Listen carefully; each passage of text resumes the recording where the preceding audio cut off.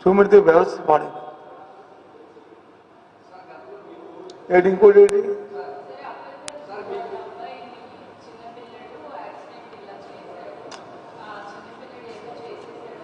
లేదు చిన్నపిల్లడు అది కాదు యాజ్ ఏ చిన్న జగన్ గారు చెప్పింది ఏంటి చిన్న కుర్రవాడు యాక్సిడెంట్ చేశాడు జరిగిందని విచారిస్తున్నాము కానీ అతను మర్డర్ కేసు పెట్టడం తప్పు కదా యాక్సిడెంట్ కేసు మర్డర్ కేసు ఎలా పెడతాము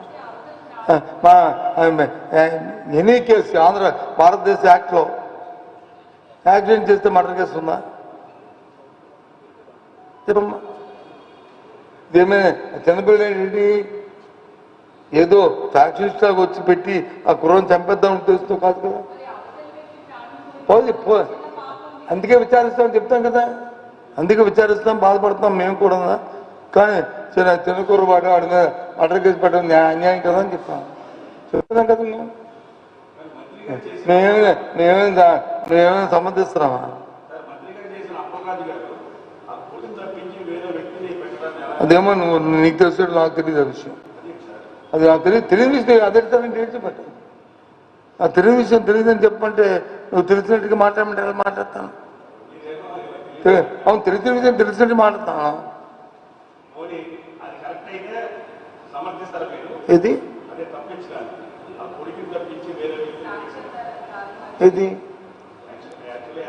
చేయవలసిన అవసరాలు ఎందుకు వస్తాయి అవసరాలు ఎందుకు వస్తాయి అవసరాలు రావు కదా అది ఇప్పుడు ఇష్యూ ఏంటి అవును అంతా జగనే చేశారు ఇది దానికి చెప్పాను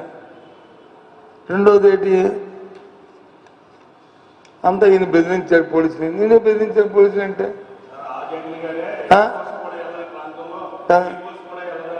ఇది ఇది ఇది ఎయిర్ బస్ వస్తుందట ఎయిర్పోర్ట్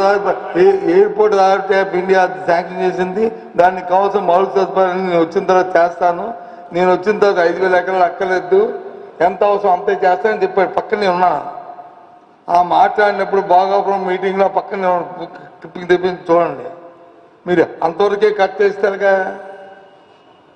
ఈ ప్రాంతం అభివృద్ధి చెందబోతుంది ఎయిర్ బస్ కూడా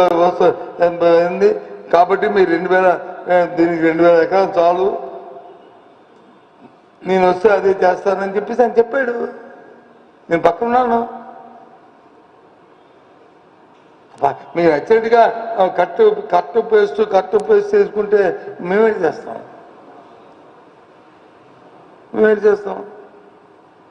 నిన్న ఏదో ఒక ఛానల్లో చూశాను మంత్రులందరూ పాపం ఏదో చెప్పేస్తారు పాపం తెలియక